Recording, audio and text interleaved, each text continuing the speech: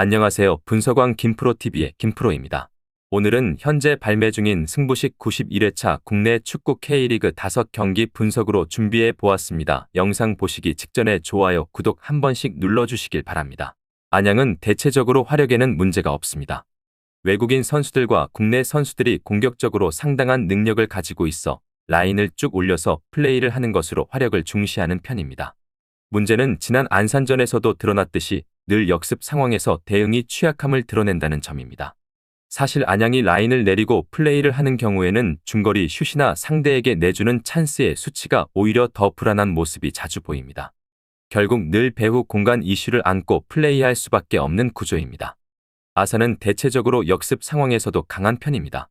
아산이 압박과 카운터를 활용하여 수비와 공격에서의 밸런스를 맞추며 승승장구한 시기도 분명히 있었습니다. 물론 최근 김포가 압박 라인을 올리거나 전남 같이 상당히 공격적인 팀을 상대로는 실점이 나왔고, 이에 대해 감독이 선수단에게 심각성을 강조하는 등 안양 같은 팀을 상대로는 수비력을 보장하기 어렵다는 것이 문제입니다. 가장 추천하는 픽은 오버가 될 것 같고, 무승부를 과감하게 선택하는 것도 하나의 방법이 될 수 있습니다. 안양이 주도하고 아산이 이를 받아치는 상황이 될 가능성이 높아 보입니다. 다만 아산이 무너지는 성향은 안양 같은 팀이 상당히 몰아붙이며 공세를 퍼부을 때입니다. 물론 늘 선수비 후역습 대응에서 약한 안양의 수비력을 100% 신뢰한다고 보기는 어렵습니다. 무승부를 추천드립니다. 성남은 하락세가 지속되고 있습니다. 특히 성남의 경우 후반 막판에 실점 빈도가 높다는 것이 현재 큰 문제로 지적되고 있습니다. 최철우 감독도 60분경까지는 경기가 전술대로 잘 진행되지만 그 이후가 문제라고 언급한 바 있습니다. 최근 4경기에서 모두 88분 이후에 실점하면서 부진을 겪고 있는 상황입니다.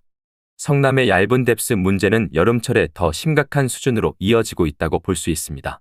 대체적으로 부천은 지공 상황에서 약한 편입니다. 지난 경기에서도 수원 삼성을 상대로 몰아치며 경기를 이끌었지만 슈팅 20개에도 불구하고 효율이 떨어지는 모습이 두드러졌습니다.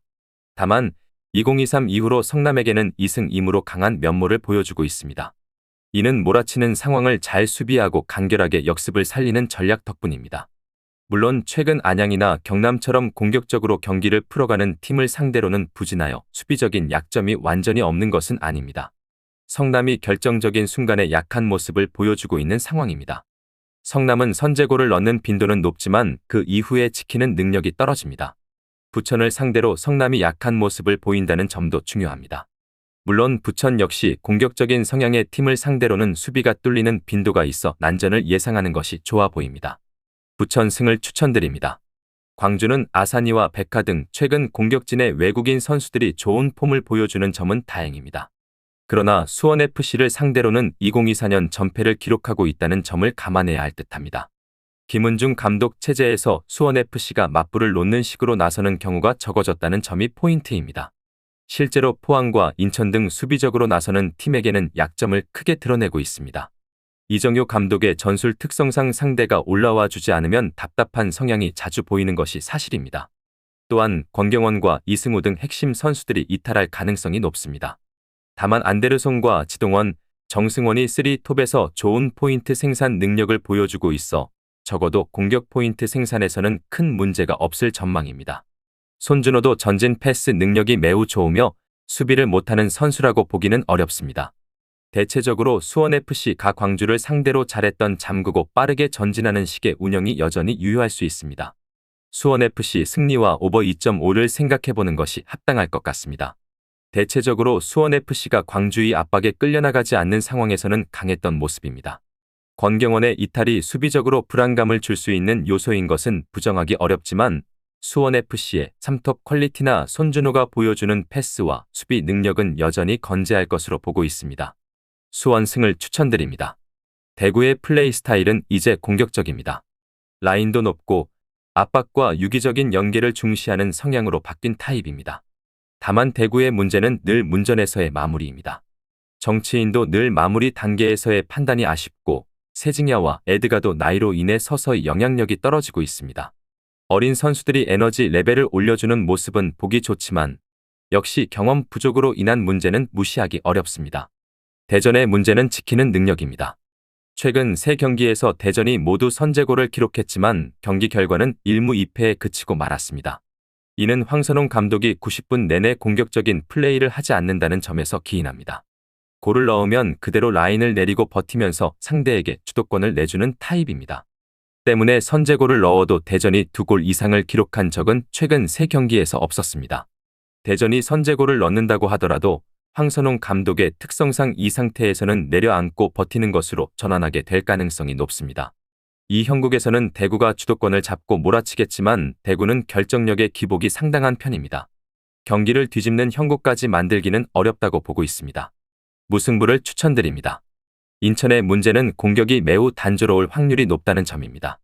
특히 패스 플레이를 하는 상황에서 상대의 강한 압박에 막히는 경우 지난 수원FC 전처럼 1대4로 무너지는 경우가 다수 발생합니다.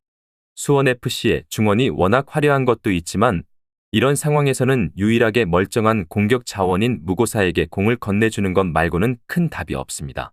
서울은 3선 라인 뎁스가 고민이었지만 이승모가 지난 경기 선발로 나오고 최준을 수비에서 3선으로 기용하면서 김기동 감독이 이를 해결했습니다.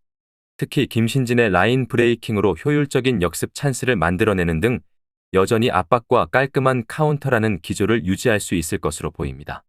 인천이 후방 빌드업을 하는 상황에서는 라인이 올라가기도 하는데 이를 노리는 전술적인 움직임은 기대해도 좋겠습니다. 서울의 핸디캡 승리도 기대해 볼 만합니다. 서울이 3선 문제를 최준 시프트로 해결했고 여전히 강한 중앙 압박과 뒷공간을 노리는 역습을 기대할 수 있습니다. 인천은 후방 빌드업을 하다가 상대의 압박에 막히면 수비마저 흔들리는데 높은 라인이 순간적으로 이어지는 것을 커버하지 못하는 상황이 자주 발생합니다. 이 경기에서는 서울이 상대의 후방 빌드업을 효과적으로 차단하고 강한 압박과 역습으로 득점 기회를 창출할 가능성이 높아 보입니다.